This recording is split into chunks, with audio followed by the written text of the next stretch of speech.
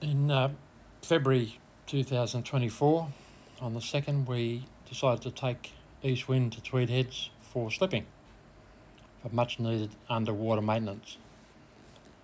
So it's a 25 nautical mile trip and took us 4.5 hours, and went without any incident, and we arrived on high tide, of course, as we draw 2.2 when we needed high tide to get into the slipway. It's a very nice facility. On the side of the old slipway, they've installed this fairly up-to-date shiplift. It's a small yard, but they certainly look after you.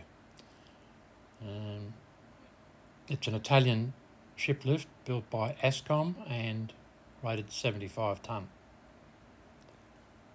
Now here she's got 13 tonne on the forward sling and 12 tonne on the after sling.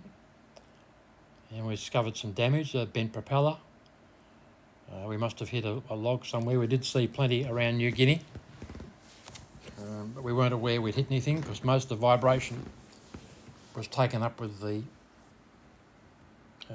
flexible coupling, which is a Selden bull flex fitting. So it wasn't really noticeable.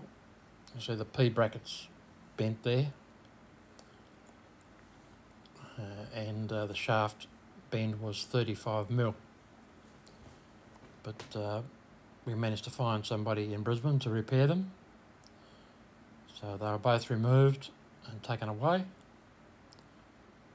Well, the boys got stuck into cleaning the hull and applying 2 coats of barrier coat, which is a type of primer, and then 2 coats of anti-fouling. To polish the hull, they found this product was the only one that worked, and it's made in Finland of all places, which is where the boat's from.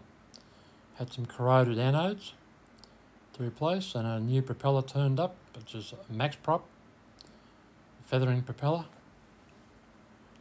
and the repaired skeg or P bracket was refitted with the shaft, and then the prop speed product was fitted so that it limits the amount of activity from the creatures underwater attaching themselves. So there's some new anodes fitted to the refrigeration outlets. That's the main anode on the hull. Of course there's one on the propeller shaft. That's 5 in all. So when it came to moving her, they take it very slow and careful, and they do a really good job. The manager here is Mark, and he's offside at Tim, and together they're a great partnership and very helpful. Just like an old-fashioned boatyard, really. It's away from the corporate scene where you're just a number. And I'll certainly be coming back and recommend it to anybody.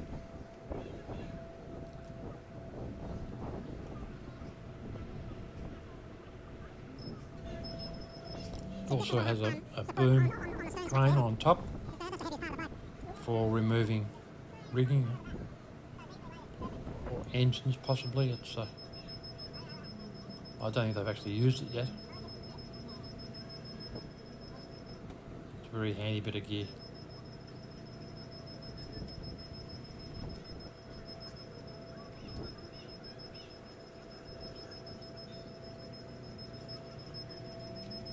So once they get going, it doesn't take long to reverse it back into the creek.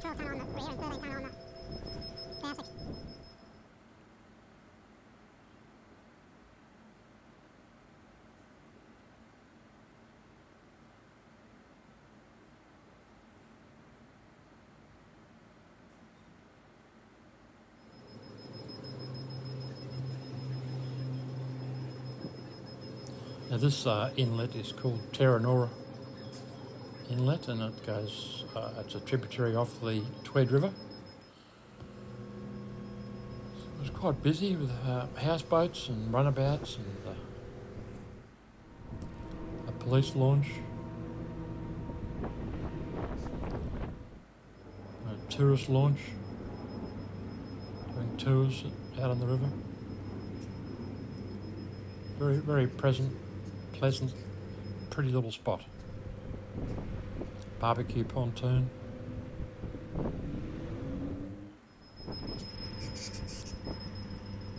And we had some cockies in the tree there laughing at us, doing a song and dance.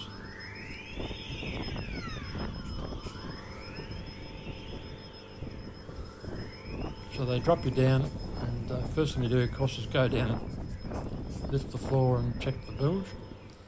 And this is where the P bracket actually attaches on the inside. It's all been refastened, and the one in the middle with the wire is the earth connection, and it's quite waterproof, no leaking. So there we were, back afloat again, and we waited a week because it was very stormy till it calmed down. I think it was the 3rd of April. Sue and I brought it back to the Gold Coast, to Hope Harbour, and then we had a quiet ale at the Angler's Arms to finish off. Thanks for watching.